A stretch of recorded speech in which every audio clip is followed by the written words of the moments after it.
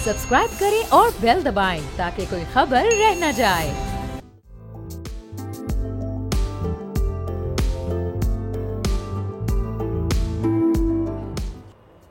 अस्सलाम वालेकुम, मैं बाब जहांगीर। आप देख रहे हैं प्रोग्राम व्यापार। पाकिस्तान स्टॉक एक्सचेंज तारीखी नई बुलंदियों को छू रहा है। आज भी 100 इंडेक्स में 365 पॉइंट्स का इजाफा हुआ, जिसके बाद जो मार्केट का क्लोजर इंडेक्स रहा वो 86,000 से भी जायद रहा है। बहुत तेजी के साथ इंडेक्स का ये सफ़र 6 फिगर्स की जानिब गामजन है और तमाम सरमाकारों का यह एतमाद है, वो कॉन्फिडेंट हैं कि ये जल्द ही 1 लाख के हिस्से को भी, उस फिगर को भी स्टॉक मार्केट का इंडेक्स छू लेगा और मजीद सरमाकारी हमारी स्टॉक मार्केट में बढ़ती जाएगी। ओवरऑल सारे जो इंडिकेटर्स हैं इस वक्त हमारी इकोनॉमी के वो भी बहुत ही पॉजिटिव समत में जा रहे हैं, चूंकि न सिर्फ स्टॉक मार्केट ग्रो कर रही है बल्कि महंगाई एक बढ़ने की जो रफ्तार है उसमें भी खातिर ख्वाह कमी आई है। इंटरेस्ट रेट को भी हम कम होता देख रहे हैं और फिर सबसे बढ़कर जो इस वक्त पाकिस्तान ने SCO का इनेकाद कामयाबी के साथ करवाया है, जिसमें खित्ते समेत कई ममालिक के सरबराहान वज़राए आज़म पाकिस्तान आए और इस इवेंट से पाकिस्तान के लिए जो नई माशी राहें हमवार होंगी वो पाकिस्तान के मुस्तकबिल के लिए, पाकिस्तान की मईशत को मजबूत करने के लिए बड़ा ही अहम किरदार अदा कर सकती हैं। न सिर्फ माशी एतबार से इसकी बड़ी अहमियत है बल्कि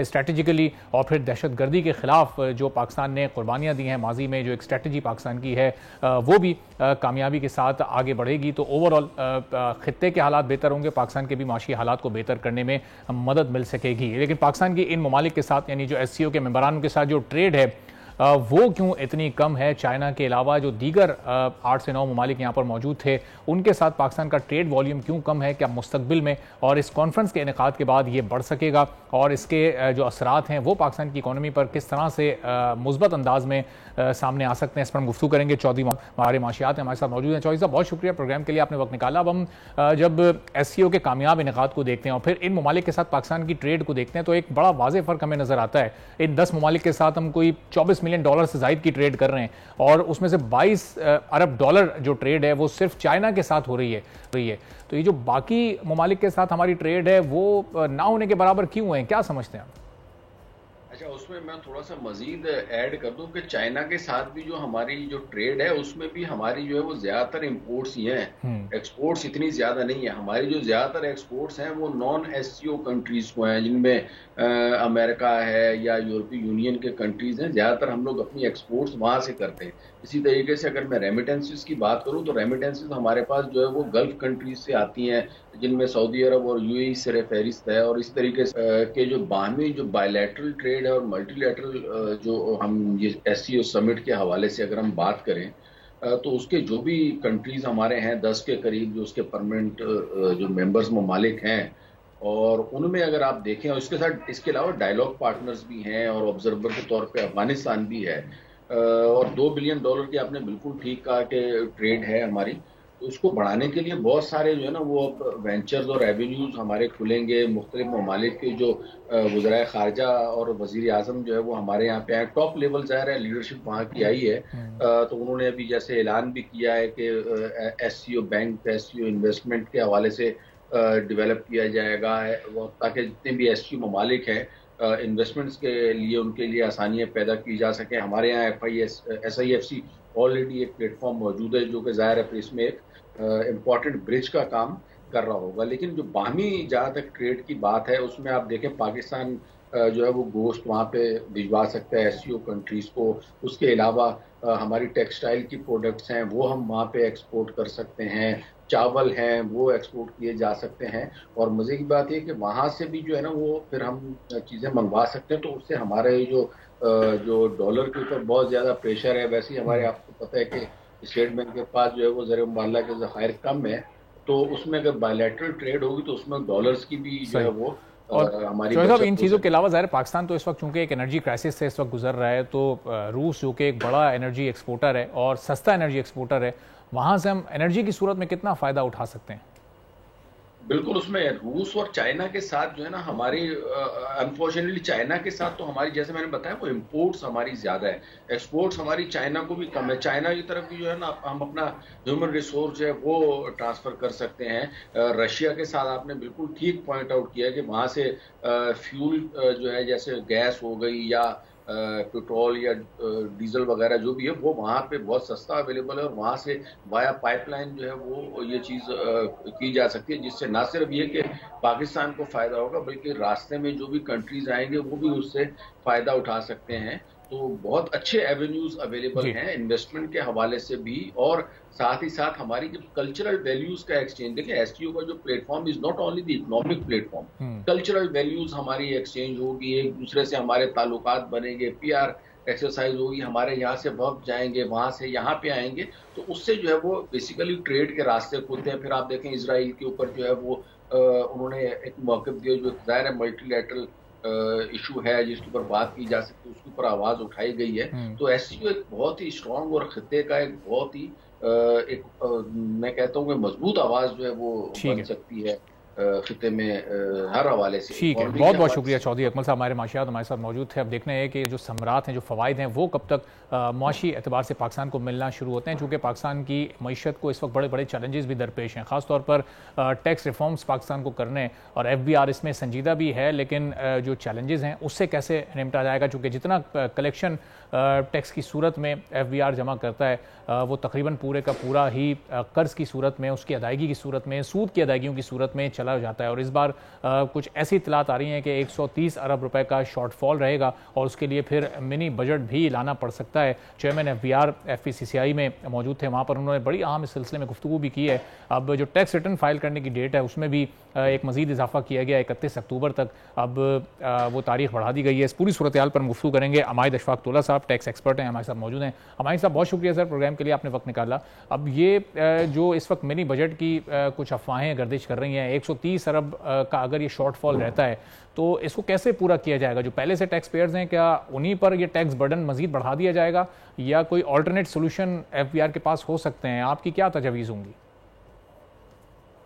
जी बिस्मिल्लाहिर्रहमानिर्रहीम, थैंक यू वेरी मच। देखें, जो खबरें आ रही हैं, और ये आज से नहीं आ रही हैं, ये जब बजट अनाउंस हुआ था तब से ये अखबारों में आना शुरू हो गई थी कि जी टैक्स रेवेन्यू शॉर्टफॉल हो सकता है, और मिनी बजट उस वक्त भी आया था कि शायद अग्री हो चुका है। उस वक्त तो ये आ रहा था कि जी GST का जो फेडरल रेट है वो 1% से बढ़ा दिया जाएगा, और जो इनकम टैक्स की सेक्शन 153 में विदहोल्डिंग है वो 1% से बढ़ा दी जाएगी, जो भी शॉर्टफॉल है उसको रिकवर करने के लिए। मेरे ख्याल से अगर कोई भी विदहोल्डिंग टैक्स, स्पेशली खसूसन जो आप अगर फेडरल सेल्स टैक्स का रेट बढ़ाएंगे तो उससे इन्फ्लेशन पे, जो कि अभी कम होना शुरू हुई है, उस पर वो डायरेक्टली इम्पैक्ट करेगा। अब सेकेंडली, अगर आप सर्विस प्रोवाइडर्स हो गए, बाकी जो सेक्शन 153 में गुड्स बेचते हैं, अगर उन पे आप विदहोल्डिंग रेट बढ़ा देंगे तो उस पर जो उनका परचेजिंग पावर है वो कम हो जाएगा, तो ये डेट्रीमेंटल होंगे इकोनॉमी के लिए। रेवेन्यू तो चले ठीक है, आप अपना शॉर्टफॉल कवर कर लेंगे, लेकिन बिजनेसेस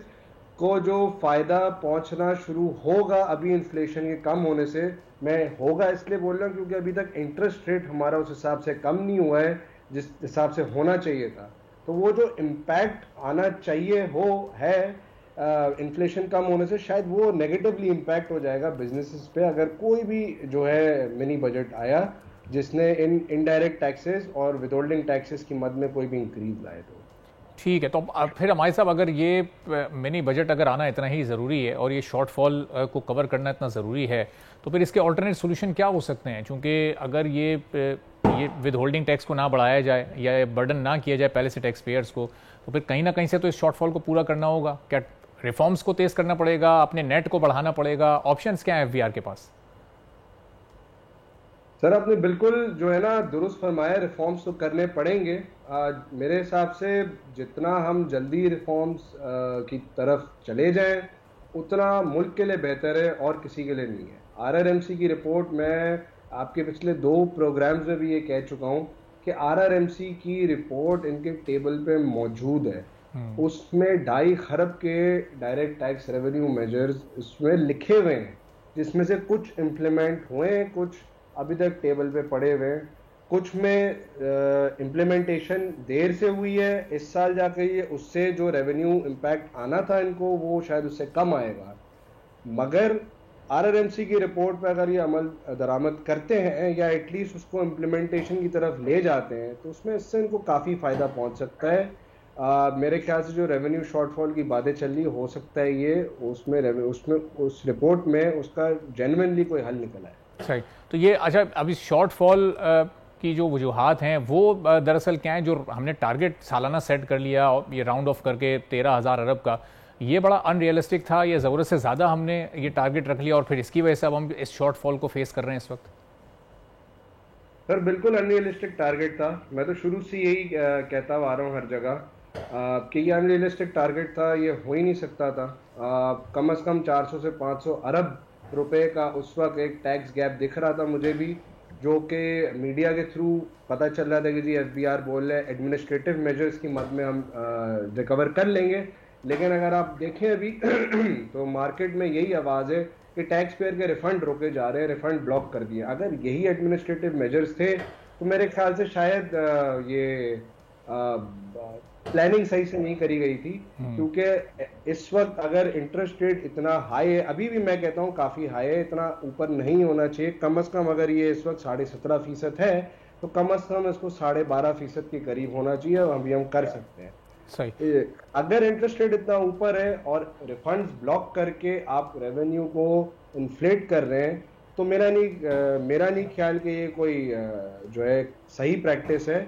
इसको दुरुस्त होना चाहिए। रिफंड्स जो टैक्स पेयर के हैं वो रिलीज होने चाहिए, ताकि ट्रू पिक्चर तो पता चले कि हम किस तरफ खड़े हैं। इस वक्त तो रिफंड ना अपील इफेक्ट जो है टाइम से दिया जा रहा है, ना रिफंड्स टाइम पे इशू हो रहे हैं। अभी 2 महीने से जो रिफंड लेने जा रहे हैं, अब जाके रिफंड जोन के जो कमिश्नर्स हैं वो नोटिफाई हुए हैं। जब कमिश्नर्स नोटिफाई हुए तो यूनिट ऑफिसर्स नोटिफाई नहीं हुए थे। तो इतनी रेड टेपिज्म की वजह से, इतने ब्यूरोक्रेटिक प्रोसेस की वजह से रिफंड्स जो हैं वो डिले हुए।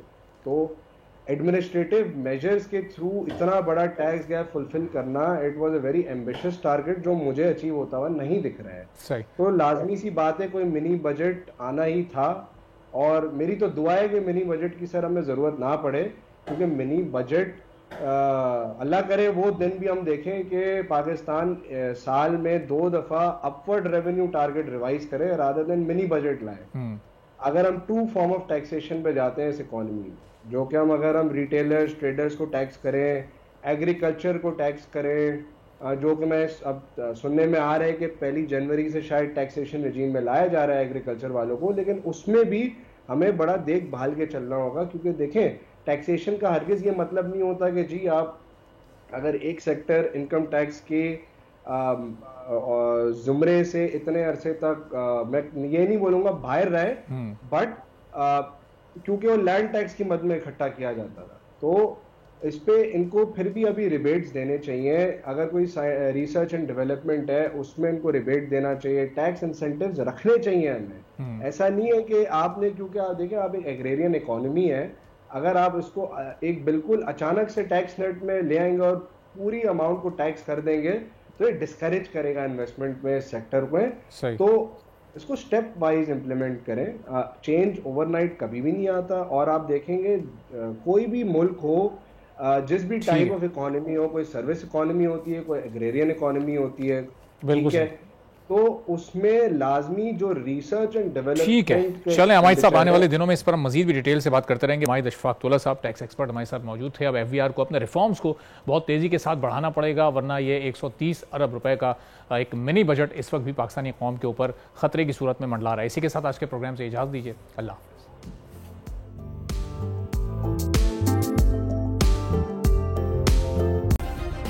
सब्सक्राइब करें और बेल दबाएं ताकि कोई खबर रह न जाए।